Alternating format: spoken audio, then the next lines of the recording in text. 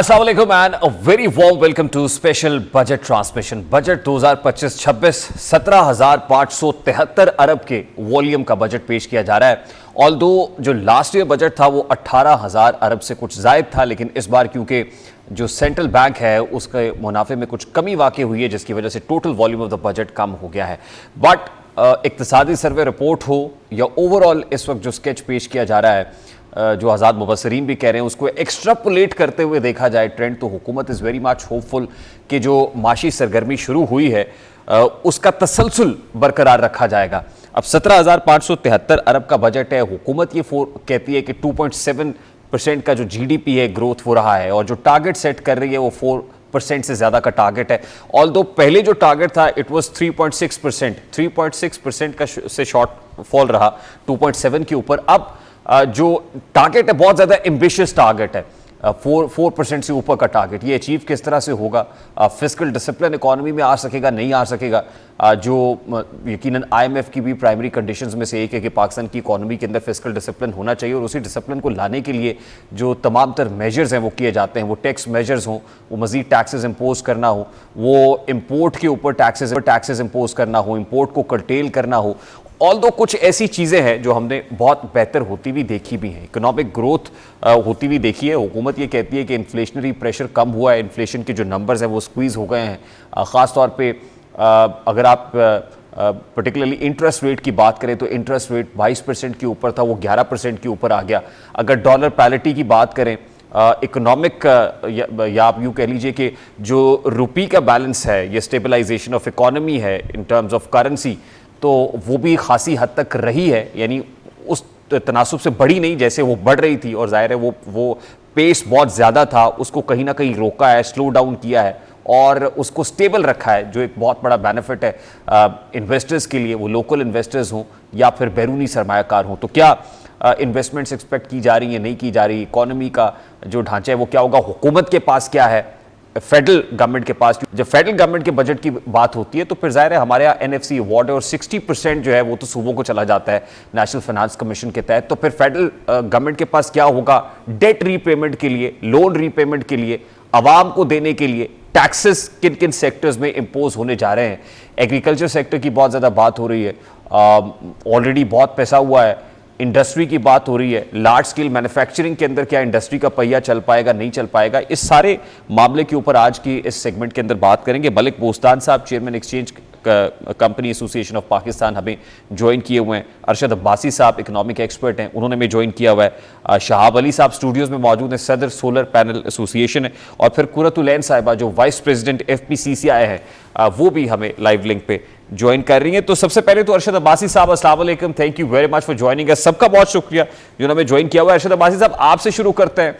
आपने economic survey of Pakistan जो finance minister ने ब्रीफिंग दी, वो ब्रीफिंग यकीनन ली होगी, जिसपे 2.7% की GDP शो की गई और कहा गया कि 2.5 से 2.7 के ऊपर आए। ऑल्दो हमारा टारगेट 3.6% का था जो अचीव नहीं हो सका। पहले तो मुझे ये बताइएगा, हाउ रियलिस्टिक इज दिस कि 2.7 का GDP हमने अचीव किया है, इसके बावजूद कि हमारी एग्रीकल्चर ग्रोथ कहाँ खड़ी हुई है, इसके बावजूद कि लार्ज स्केल मैन्युफैक्चरिंग नहीं है, इसके बावजूद कि इंडस्ट्री का पहिया नहीं चल रहा? ये कितने रियलिस्टिक नंबर्स हैं जो इक्तिसादी सर्वे रिपोर्ट में सामने आए?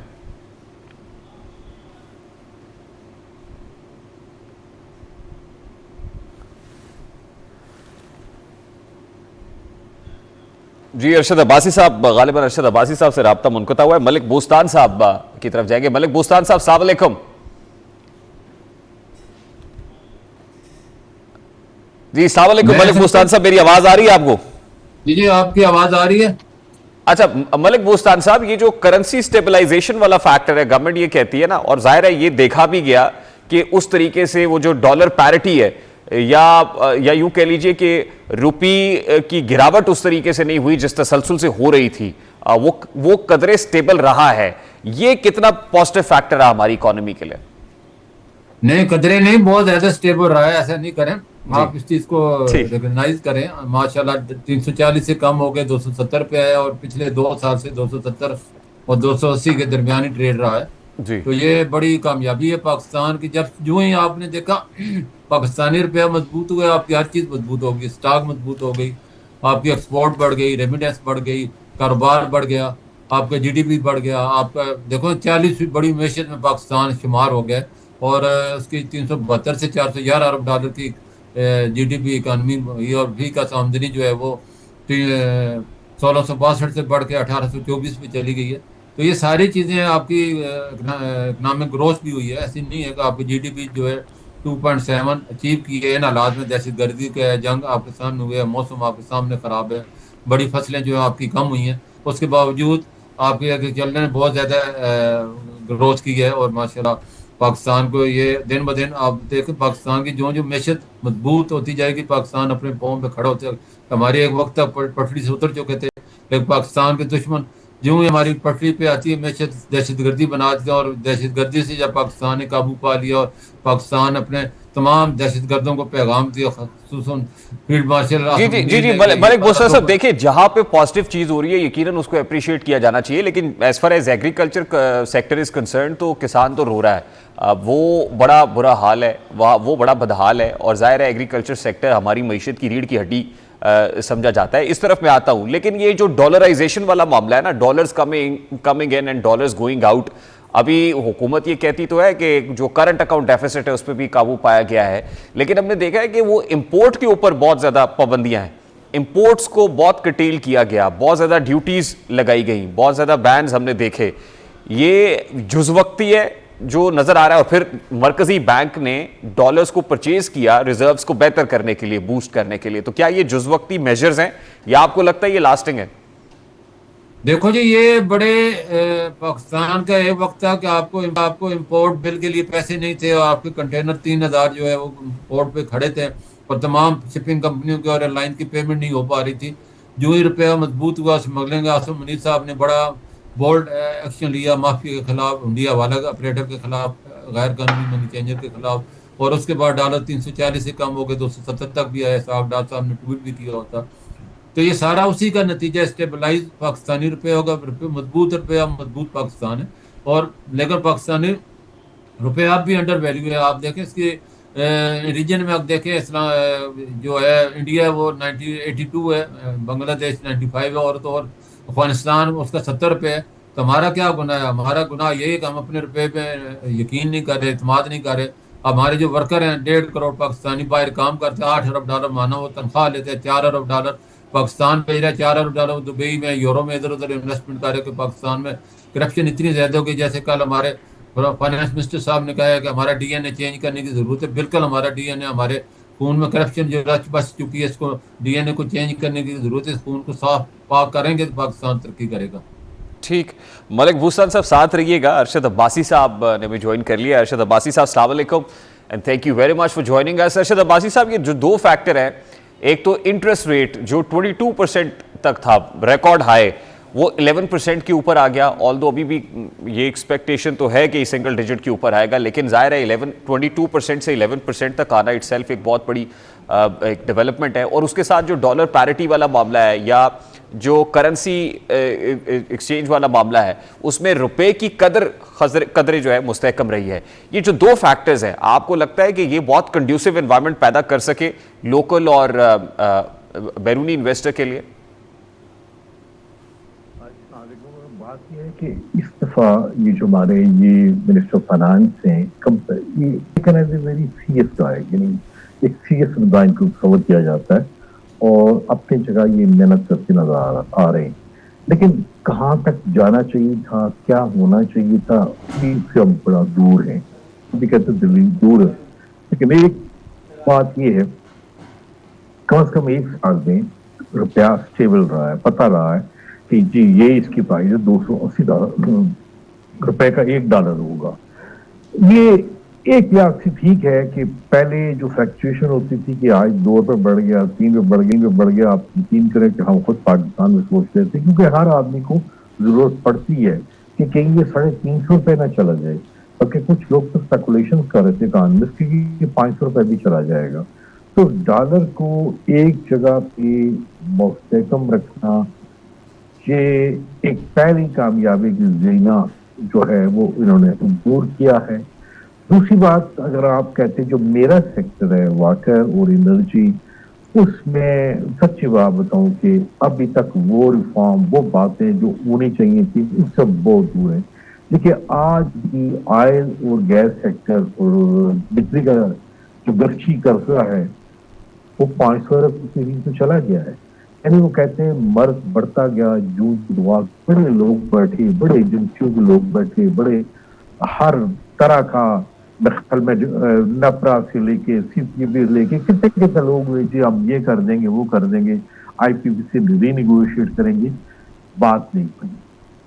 ये बड़ा एक अफसोस और तलखी की बात है कि जिस सेक्टर से मेरा ख्याल है कि एनर्जी सेक्टर, उसमें वो रिफॉर्म नहीं आ सकी। देखिए बात सच है कि अभी तक जो आईपीपी के साथ जो एग्रीमेंट हुए उनका लीगल क्रैक्स नहीं, ये कोई नहीं बताएगा हम लीगल क्रैक्स नहीं कर सकी, क्योंकि जो मायदा 92 में हुआ था 92 में, वही मायदा 2018 के 2015 के एग्रीमेंट में वही वर्ल्ड बैंक का एज इट इज कॉपी किया गया, वही लिखा गया, एक लफ्ज चेंज नहीं हुआ। कितने अफसोस की बात है कि 2015 के आईपीपी में जैसे ये एलएनजी के एग्रीमेंट, ये जो एलएनजी के पावर प्लांट लगे थे, देखिए ये हमारे लिए कितना प्रॉब्लम क्रिएट करेंगे, लेकिन इसमें भी हमारे बड़े मशहूर मरूफ एक वज़ीर आज़म जो बने बाद में, एक एजेंसी है मिनिस्ट्री की पावर होल्डिंग कंपनी, वो बिजली बेचती है, सीपीपी जो कि मिनिस्ट्री ऑफ पावर की दूसरी एजेंसी है, वो बिजली ले रही है, लेकिन आर्बिट्रेशन का उन्हें लंदन कोर्ट पावर दी थी। तो एक ये वाला एक ऐसा सेक्टर है जिसने अभी तक पाकिस्तान को इंतहाई मारा है, माशी मैदान में भी, और आप कह सकते हैं कि माशी के अलावा लोगों का जो रोजगार वाबस्ता है इन सब इंडस्ट्री से स्पेशली, देखिए वो लोग या वो ये जो शोबा है, इसमें ये एक बहुत बड़ा क्रिएट किया है कि इसकी वजह से आप खुद देखिए कि टेक्सटाइल का क्या हाल है, कितनी फैक्ट्रियां बंद हो रही हैं। मैं हमें कोई दिन नहीं होता कि जिस तरह हम देख रहे होते हैं कि हमारे न्यूज़पेपर में हाफ ऑफ पेज की एडवर्टीजमेंट होती है और पाकिस्तान टेक्सटाइल मिल एसोसिएशन की, वो एक बात कह रहे हैं कि हमारे यहाँ ये प्रॉब्लम है, ये इशू है, कभी एक ये इशू है, लेकिन सबसे बड़ा पावर इशू है। दूसरा है हमारा oil and gas. Oil and gas में अभी तक हमारा रेगुलेटर ठीक नहीं हो सका। देखिए आप लोगों ने मुझे प्रोग्राम में बुलाया है, मैंने कुछ अर्सा नया पे भी काम किया है, मैं इस नतीजे में पहुंचा कि जब तक इस पाकिस्तान में ये दो रेगुलेटर है, इसमें जो मेंबर और चेयरमैन बैठे हुए हैं, आप यकीन करें कि इनकी मौजूदगी में हमें किसी दुश्मन की जरूरत नहीं है। ये देखिए ना, अभी 4 दिन की जंग हुई है, तो 4 दिन की जंग में हमारे अजली दुश्मन ने हमें कितना नुकसान पहुंचाया, और ये जो दो रेगुलेटर है इन्होंने हमें कितना नुकसान पहुंचाया, और इसके बावजूद, इस नुकसान पहुंचाने के बावजूद भी कभी आपने इनकी पे, इनकी ओ फैक्ट्रीज कभी देखी है आपने? अभी 3-4 महीने पहले की बात है, एक बात गश्त आई थी बहुत बड़ी कि चेयरमैन नपरा कह रहे जी मैं अपने पे 35 लाख में करता हूँ, इससे कम नहीं होगी, मेंबर 30 लाख कह रहे थे। बंदा कोई पाकिस्तान में पूछने वाला नहीं कि तुम्हें किन खिदमात के तौर पे पर ये पैसे दिए जाए। क्या आपने पाकिस्तान को इतना बड़ा नुकसान पहुंचाया जितना पाकिस्तान को 5 जंगों में 4 जंगों में नहीं हुआ, आपने ये नुकसान पहुंचा दिया। आपने पाकिस्तान को दुनिया में एक जिसे कहते हैं एक कशकोली कंट्री बना दी। ये खुद प्राइम मिनिस्टर शहबाज शरीफ ने कहा है वर्ल्ड इकोनॉमिक फोरम में कि ये पाकिस्तान एक बैगिंग बॉल बन गया है पावर फैक्ट्री। बिल्कुल सही, and this calls for some serious structural reforms. और जाहिर है हमारा मेजर इशू है कॉस्ट ऑफ एनर्जी, जो है वो बहुत मेजर इशू है। लार्ज स्केल मैन्युफैक्चरिंग की भी बात हो तो शाहब अली साहब हमारे साथ हैं, सदर सोलर पैनल एसोसिएशन है। शाहब साहब, रिन्यूएबल एनर्जी पॉलिसी के ऊपर बहुत बात होती है, और as far as solar is concern तो हमने देखा है कि डोमेस्टिक लेवल पे भी, इंडस्ट्री लेवल के ऊपर सोलर जो है वो उसने काफ़ी हद तक एक रिप्लेसमेंट दी है। तो what are you expecting in this budget? क्या सोलर के ऊपर भी टैक्स मजीद लगने जा रहा है, बढ़ने जा रहा है, जिस तरह से इम्पोर्ट कटेल हुई? जी बिस्मिल्लाहिर्रहमानिर्रहीम, आपने बड़ा अच्छा क्वेश्चन किया है। फर्स्ट ऑफ ऑल मैं तो यही कहना चाह रहा हूँ कि अगर कोई एक छोटी फैमिली, बड़ी फैमिली अगर अपने मंथली बजट कैलकुलेट करते हैं तो उसमें जो उनको सबसे बड़ा झटका या सबसे बड़ा बजट का सामना करना पड़ता है वो इलेक्ट्रिसिटी बिल का करना पड़ता है। इलेक्ट्रिसिटी बिल इतना इंक्रीज़ हो गए हुए हैं कि हर बंदा इससे परेशान है। और यकीन माने सोलर इज़ द वाहिद जो सा सोर्स है जिसकी वजह से लगाने से आपका बिजली का बिल काफ़ी हद तक जो है ना वो कम हो जाता है। मैं तो बात करूंगा छोटे सोलर सिस्टम की, जो छोटे घर वाले हैं बेसिकली उन्होंने जो सोलर सिस्टम लगाया है वो अपने गोल्ड बेच के लगाया है, अपनी कमेटियाँ उसके साथ करके किसी से लोन लेकर घरों में सोलर सिस्टम लगाया है ताकि उनका इलेक्ट्रिसिटी बिल जो सा है ना वो काफ़ी हद तक जो है ना वो कम हो जाए। आप अगर 3 ईयर बैक अगर जाते हैं तो सोलर सिस्टम जो लग रहे थे, जो उसकी प्लेट्स के रेट थे वो काफ़ी ही ज़्यादा हाई हुए थे, जो कि अब जो छोटा तबका है उसकी अप्रोच में जो है वो बिल्कुल जो है वो नहीं था। तो अभी सोलर इस टाइम राइट नो काफ़ी लो प्राइस में हुआ है, यानी कि आम जो मीडियोकर भी है वो भी सोलर सिस्टम इजीली लगा सकता है। इसका मैं क्रेडिट तो जो गवर्नमेंट हमारी अभी है प्राइम मिनिस्टर शहबाज शरीफ साहब का मैं शुक्रिया अदा करूँगा जिन्होंने आते ही सबसे पहले इस पर ड्यूटी जो है ना वो ख़त्म कर दी थी, जिसकी वजह से सोलर आप देखें हर बंदा इस टाइम सोलर जो है वो लगा रहा है और लगाने के बाद इलेक्ट्रिसिटी बिल में काफ़ी हद तक कमी भी आ रही है।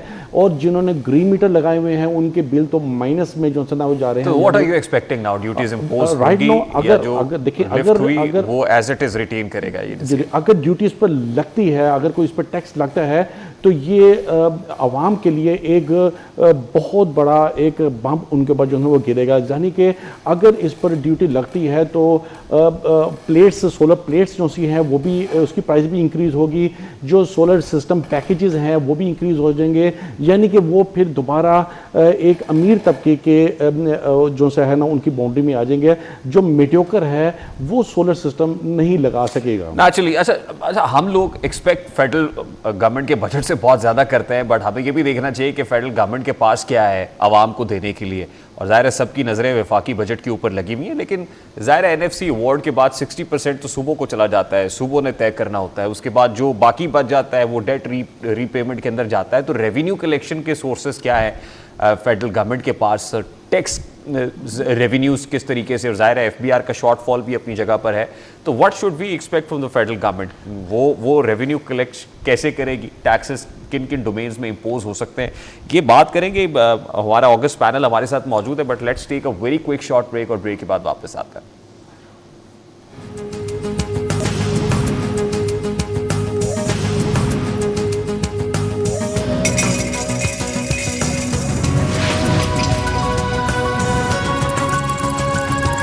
Welcome back after the break जी। स्पेशल बजट ट्रांसमिशन है। हमारा अगस्त पैनल हमारे साथ मौजूद है। अरशद अब्बासी साहब इकोनॉमिक एक्सपर्ट हैं, शहाब अली साहब सदर सोलर पैनल एसोसिएशन है, हसन बख्शी साहब चेयरमैन आबाद है association of builders and developers, उन्होंने कराची से में ज्वाइन किया हुआ है, और उसके साथ कुरतुलैन साहिबा जो वाइस प्रेसिडेंट FPCCI है वो भी कुछ देर में हमें ज्वाइन कर लेंगी।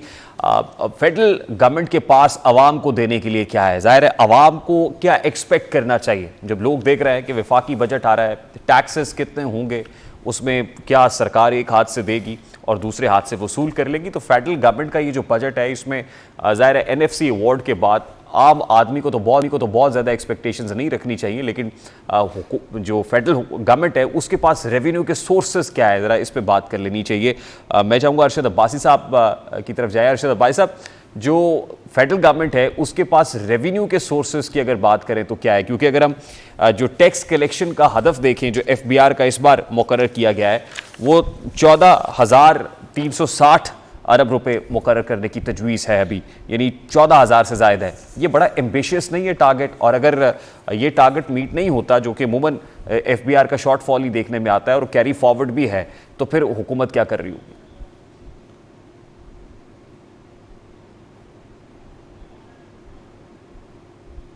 एक बात बताना चाहता हूँ आपके जरिए पूरी कौम को कि पाकिस्तान की जरा रैंकिंग देखें करप्शन में कहाँ कर किस लेवल पे है। आपको पता है पाकिस्तान में किस लेवल की करप्शन हो रही है? आप यकीन करें, मैं इस्लामाबाद में रहता हूँ, आप इस्लामाबाद में जरा खाली सीढ़ी का लेवल ही देख लीजिएगा क्या है। कभी हमने ये होल प्लग करने की कोशिश की है?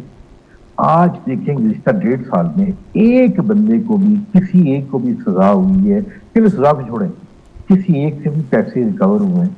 जब देखें नैब पर कितना बड़ा इंफ्रास्ट्रक्चर है, अभी नैब की चेयरमैन की जो सैलरी आप देखें कितने मिलियन में चली गई है। तो एक ऑप्शन ये है या नहीं है? दूसरी बात ये कि मैं एक फार्मर भी हूँ, मैं एक आनर्स भी हूँ, मैं बेसिकली प्रोफेशनल इंजीनियर हूँ, लेकिन मैं फार्मर भी हूँ। मैंने आज से कुछ 3 साल पहले एक मजमून लिखा था, वो ये लिखा था कि देखिए पाकिस्तान ज़राई मुल्क है, आप तो भी छोटे, हमने तो बचपन से पढ़ते आ रहे थे, एक एग्रीकल्चर कंट्री है। तो हमने कहा कि ये बताइए कि एडिबल ऑयल यानी खुदनी तेल जिसे कहते हैं कि हम कितना साल का बाहर से मंगवाते हैं? क्या पाकिस्तान में ये पॉसिबिलिटी है? क्या यहाँ पे सोयाबीन ऑयल आ सकता है? अब हम सोयाबीन उगा सकते हैं, कल्टीवेट कर सकते हैं, सनफ्लावर के जरिए हो सकता है। तो टेक्निकली एंड लीगली और जिसे कहते हैं एनवायरमेंटली हर चीज पॉसिबल है। कि कितने अफसोस की बात है, आपने कहा ना कि ऑप्शन क्या है।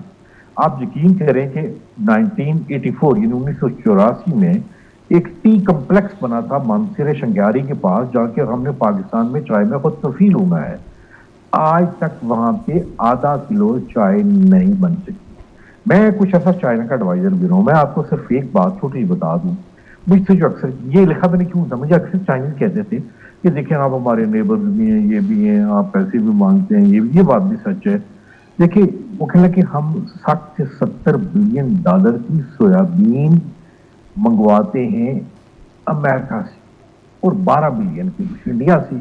आप हमारे हमसाए हैं, काश अगर आप सोयाबीन उगा दें जो पहले किसी जमाने में 2003-2004 में KPK और शिवाली पंजाब बहुत होती थी। आपको तो कुछ करने की पाकिस्तान को जरूरत ही नहीं है। मेरे ख्याल में मेरा सोयाबीन के ऊपर वो बड़ा दुरुस्त किस्म मजबूत था, वो उस वक्त GHQ में गया, उसी की बेस के ऊपर SIFC बनी, आपने उस बंदे को बनाया है। ये किसने करना है? ये कौन करेगा? अच्छा भाई साहब, दिस इज वेरी अनफॉर्चुनेट। जाहिर है आप बात बिल्कुल दुरुस्त कर रहे हैं कि हमें अपने इंडिजिनस रिसोर्सेज पैदा करने चाहिए, उस पर रिलाई करना चाहिए रादर देन कि हम बहुत ज्यादा इंपोर्टेड आइटम्स के ऊपर। और फिर अनफॉर्चुनेट बात तो ये कि हम पेरिशेबल आइटम्स तक इंपोर्ट करते हैं। लेकिन अभी गवर्नमेंट ने किया ये कि इंपोर्ट के ऊपर ड्यूटीज लगा के उसको कटेल करने की कोशिश की। आपको लगता है कि ये जो हिकमत अमली है कारगर साबित हुई कि यहाँ पे जो लोकल इंडस्ट्री है या लोकल प्रोडक्ट्स हैं वो डेवलप की जा सके, R&D हो सके, बेहतर हो सके, इंडिजिनस रिसोर्सेज को कैपिटलाइज किया जा सके? क्या ये ट्रांसलेट हुआ उसमें? देखिए आपने बड़ा जबरदस्त सवाल किया और मैं कहता हूँ अगर आप इस्लामाबाद में तो किसी बाजार में जाइएगा, देखिए बड़े सद अफसोस एक बात कहनी पड़ती है कि हमारी मस्जिदों में जो तस्कियाँ हैं, सफ़े मेरे ख्याल में उन जो टोपियाँ वो मेड इन चाइना है। और ये बड़ी तजुर्बे की बात होगी कि कुछ हफ्ते बाद मेहंदी भी जो है वो भी चाइना से इम्पोर्ट होगी। देखिए ये बड़ी टफ हकीकत है, ये थोड़ी सोचने वाली बात है, ये किसने करनी थी। फिर एक और बात ये है, अभी तो लोग इस लेवल पे आ गए कि सीमेंट और जो ईंटें वो भी वहां पे आएंगी। हमने अपने इस मुल्क पे इतना कुछ बोझ डाला हुआ है, हमारा हमसाए मुल्क में। देखिए अभी डिफेंस पे भी उस पर बोझ डाला हुआ है। अब भी यकीन करें पानी के मतलब हर बंदा ये बात करे, कोई बात नहीं, चाइना है ना, चाइना हमारी हेल्प करेगा, वो ब्रह्मपुत्रा से पानी डाइवर्ट करेगा, इंडस में डालेगा, बस कोई नहीं। ये जो डिपेंडेंसी है कि गवर्नमेंट क्या करे, देखिए इतनी बड़ी ह्यूज ब्यूरोक्रेसी, प्लानिंग कमीशन, जरा सोचिए कभी आप ऐसे इकबाल साहब को बुलाइए कि ये जो आपने मंसूबे 98 में बनाए थे जब आप चेयरमैन थे, फिर आपने 2014 में आए थे वो बनाए थे, कभी पूछे उनका क्या बना? पोस्ट वैल्यूएशन तो पूछते हैं ना कि आपने सोचा था, बना क्या है। ये इस तरह रंगीन बातें करना कि जी फलां मनसूबा गेम चेंजर होगा, फलां ये होगा, वो क्या बना? कोयले के पावर प्लांट का। दुनिया में सबसे महंगी तरीन बिजली हमारा बिन कासम कोल का पावर प्लांट 1320 वो बना रहा है, जो तक में शायद 332 रुपए पर यूनिट है। तो अब आप ये बातें ये फेडरल गवर्नमेंट करने वाली है। ये आप सवाल कर सकते हैं इनसे कि देखिए ये तो सारे काम आपने करने हैं, तो आपने इतने डिपार्टमेंट पाले हुए, बिल्कुल ठीक। डिपार्टमेंट भाई साहब मैं यहाँ पे आपको रोकूंगा सर, मुझे काशिफ अनवर साहब ने भी ज्वाइन कर लिया है, फॉर्मर प्रेसिडेंट LCC आए हैं, और मेरे साथ हसन बख्शी साहब भी मौजूद है। जी प्लीज प्लीज, जी जी प्लीज। बहुत शुक्रिया अरशद भाई साहब, thank you very much for joining us. मेरे साथ हसन बख्शी साहब मौजूद है, chairman association of builders and developers हैं, कराची से ज्वाइन किया हुआ है। हसन बख्शी साहब, being into the real estate sector, what are you expecting? क्या रियल एस्टेट सेक्टर को कोई ब्रीदिंग स्पेस मिल रही है? क्योंकि डेवलपर्स भी, रियल्टर्स भी बड़े अरसे से किसी एमनेस्टी का इंतजार कर रहे हैं, तो आपको क्या लगता है कि जो कैपिटल गेन टैक्स है जो इस वक्त 15% है, क्या that is likely to be go up at 35%? और उसके साथ जो एफईडी लिफ्ट नहीं हुई अभी तक, कहा तो गया कि फेडरल एक्साइज ड्यूटी को लिफ्ट कर लिया जाएगा, अभी तक नहीं हुई, तो क्या वो रिटेन रहेगी, लिफ्ट होने जा रही है? रियल एस्टेट सेक्टर क्या एक्सपेक्ट कर रहा है इस बजट से?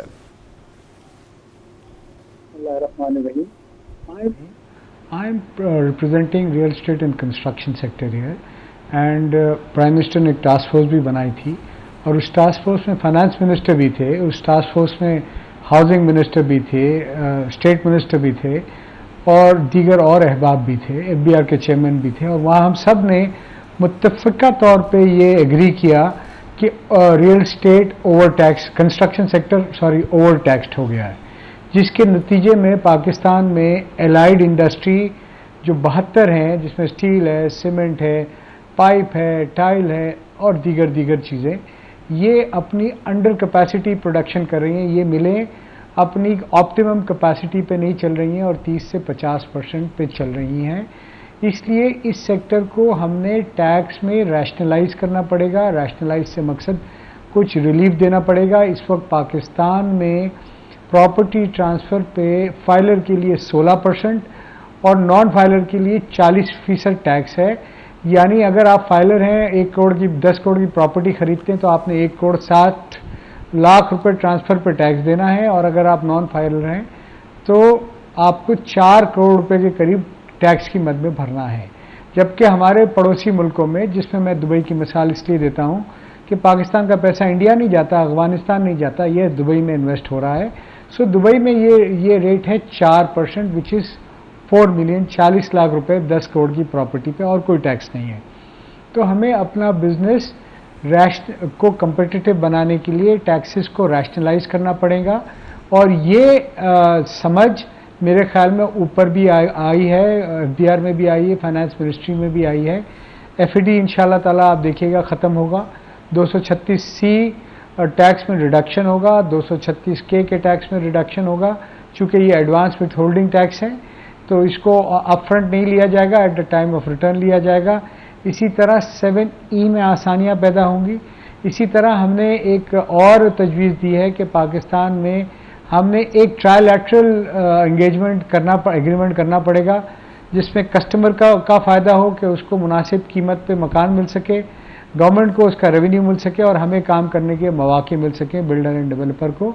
तो कस्टमर के लिए हमने ये रिक्वेस्ट की थी कि सब्सिडाइज फाइनेंसिंग दी जाए, जिसमें वो 20% डाउन पेमेंट करे, 80% अपने मकान में रहता हुआ एक साथ में पैसे दे, और उसकी इंस्टॉलमेंट उतनी हो जितनी उस मकान या फ्लैट की किस्त हो। गवर्नमेंट की रेवेन्यू बढ़ाने के लिए और एक्टिविटी बढ़ाने के लिए हमने ये कहा था, इकोनॉमिक एक्टिविटी बढ़ाने के लिए, एम्प्लॉयमेंट बढ़ाने के लिए, कि आप पर स्क्वायर फुट टैक्स कर दें 7F में, ताकि टैक्स पेयर को भी पता हो क्या टैक्स देना है, टैक्स कलेक्टर को भी पता हो टैक्स देना है, और ये जो बीच में हम कनाइवेंस हो जाता है और government is the biggest loser, ये ख़त्म हो जाए।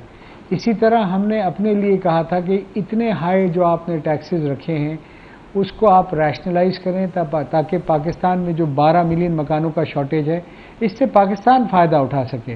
Pakistani entrepreneur, Pakistani industrialist, Pakistani businessman बाहर जाके इन्वेस्ट कर रहा है तो इसका कोई पाकिस्तान को फ़ायदा नहीं हो रहा है। लिहाजा एक कंसिस्टेंट पॉलिसी बनाएं जो कि 15 साल पे हो, इसमें स्टेक होल्डर्स को इन्वॉल्व करें, गारंटी करें इस पॉलिसी को थ्रू लेजिस्लेशन के ये ही पॉलिसी रहेगी अगले 15 साल के लिए, तभी लोग कैपिटल इन्वेस्टमेंट इस मुल्क में करेंगे। और ना सिर्फ ये हमारे सेक्टर के लिए, किसी भी सेक्टर के लिए कंसिस्टेंट पॉलिसी होनी चाहिए। तो हसन बख्शी साहब, आपको लगता है कि ये सब चीजें रिफ्लेक्ट करेंगी बजट में? अगर नहीं करेंगे तो Pakistan and the government will be the biggest loser. देखिए, हमारा सेक्टर तो वो है कि अमेरिका में हाउसिंग की शॉर्टेज है, यूएस में, यूके में हाउसिंग की शॉर्टेज है, यूरोप में शॉर्टेज है, मिडल ईस्ट में शॉर्टेज है। दुनिया में बुला रही है कि आएँ, काम करें, एक्सपर्टीज ले आएँ, हम पैसे लगाने को आपके साथ तैयार हैं। बहुत अनफॉर्चुनेट होगा कि पाकिस्तान हमारा फायदा नहीं उठा सके, पाकिस्तानी गवर्नमेंट, बिल्कुल सही। हसन बख्शी साहब, मैं यहाँ पे इंक्लूड करूँ, यहाँ पे काशिफ अनवर साहब को शामिल गुफ्तगू करेंगे। काशिफ अनवर साहब, thank you very much for joining अस। सबसे पहले तो बताइएगा, हमारे सामने तो अभी इकोनॉमिक सर्वे ऑफ पाकिस्तान की रिपोर्ट है, फाइनेंस मिनिस्टर की ब्रीफिंग आपने भी ली होगी और वहीं से चीज़ों को एक्स्ट्रापोलेट करके देखा जा सकता है। क्या कंड्यूसिव एनवायरनमेंट है for local and the international investors?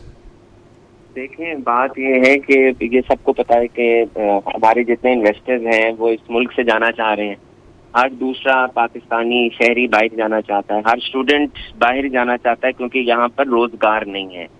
तो जब तक आप रोजगार पैदा नहीं करेंगे, और रोजगार कैसे पैदा होगा? रोजगार बिटकॉइन इंडस्ट्री में जाकर या रोजगार किसी और तरीके से नहीं होगा। रोजगार यहाँ पर इंडस्ट्री को डेवलप करने से होगा, और इंडस्ट्री आपकी तब डेवलप होगी जब आप एग्जिस्टिंग इंडस्ट्री के लिए फैसिलिटेशन पैदा करेंगे, जब आप एग्जिस्टिंग इंडस्ट्री को चलने देंगे। और इस वक्त अगर आप अपना सिनेरियो भी देख लें तो हम इस वक्त जंग के दहाने पे खड़े हैं, हम न्यूक्लियर वॉर के दहाने पे खड़े हैं। हम कैसे फॉरेन इन्वेस्टर को कन्विंस कर सकते हैं कि आप हमारे मुल्क के अंदर आए? आपका तो अपना लोकल इन्वेस्टर इस मुल्क से बाहर जा रहा है। तो हम क्या ये समझते हैं कि इन हालात में हम अपने जो फॉरेन इन्वेस्टर्स हैं उनको हम कन्विंस कर सकेंगे? तो ये बहुत ज़रूरी है कि हमें अपने लोकल इन्वेस्टर्स के लिए हमें अपने टैक्स के रेट्स को, उनके प्रॉब्लम्स को, देखिए डिजिटाइजेशन एंड डिजिटलाइजेशन की तरफ जाना बहुत ज़रूरी है। लेकिन बात ये है कि आप क्या उसी कानून को जो अमेरिका या इंग्लैंड में लगना है उनके हालात के मुताबिक उनके कानून को क्या पाकिस्तान में अप्लाई कर सकते हैं? अगर आप पाकिस्तान में अप्लाई करेंगे तो वो प्रॉब्लम्स होगी। अगर हम ये समझते हैं कि हम सब कुछ ऑनलाइन कर देंगे, हम प्लास्टिक करेंसी पे चले जाएंगे, हम कोई कैश की ट्रांजैक्शन नहीं करेंगे, तो ये शायद पॉसिबल आने वाले वक्तों में। लेकिन अगर हम आज इसको अप्लाई करना चाहते हैं कि आज हम इसे अप्लाई कर दें, तो शायद ये आज पॉसिबल नहीं होगा। तो ग्राउंड रियलिटीज को देखते हुए, ग्राउंड प्रॉब्लम्स को देखते हुए हमें अपनी पॉलिसीज को, ऐसी खुलती नहीं है, आपका डिवेल्युएशन है, इसमें कोई हर्ज नहीं, कोई दो राय नहीं है कि गवर्नमेंट ने पूरी कोशिश की है हम अपने जो आपका इंटरेस्ट रेट है उसको नीचे लेकर आए। लेकिन वो भी आपने जिस तरह से कर्टेल किया है वो सबको पता है कि आपने वो कैसे कर्टेल किया है। तो हम क्या उसको कर्टेल करने के बावजूद भी क्या इंडस्ट्री चल पड़ी है? इंडस्ट्री नहीं चली। बिजली के रेट को कम करना बहुत जरूरी है, एक्सपोर्ट को बढ़ाना बहुत जरूरी है। अगर हम ये समझते हैं कि 50% ऑफ द एक्सपोर्ट्स हमारी टेक्सटाइल से हैं और रॉ एग्रीकल्चरल कंट्री होने के बावजूद हम रॉ मटेरियल कॉटन बाहर से इंपोर्ट करते हैं, तो फिर ये तो हमारे लिए देखने का मुकाम है कि हमारी प्रायोरिटी क्या है और हमने कैसे लेके चलना। Thank you very much for joining अस। काशिफ अनवर साहब, शहाब अली साहब, अरशद अब्बासी साहब और हसन बख्शी साहब चेयरमैन कराची से ज्वाइन किए हुए थे। Thank you very much for the august panel for joining us. I have to wind it up है क्योंकि हेडलाइंस ब्रेक आ रही है, लेकिन उससे पहले मैं आपको बता दूं कि बजट दस्तावेजात पार्लियामान में पहुंचा दी गई हैं। हुकूमत की तैयारियां भी तकरीबन मुकम्मल है, ऑपोजिशन भी भरपूर तैयारी कर रही है और 3 बजे पाकिस्तान तहरीक इंसाफ का इजलास भी है कि बजट पे पार्लियामान के अंदर भरपूर प्रोटेस्ट किया जाए। विल हैव टू सी कि फेडरल गवर्नमेंट जब फाइनेंस मिनिस्टर आते हैं और बजट पेश करते हैं तो क्या अनवेल होता है, उसमें हुकूमत के पास क्या है आवाम को देने के लिए और फिर आवाम से लेने के लिए भी, क्योंकि ज़ाहिर है रेवेन्यू इकट्ठा करने के लिए टैक्स इम्पोज करना पड़ता है और टैक्स मेजर्स क्या लिए जाते हैं। I have to quickly wind it up here ji.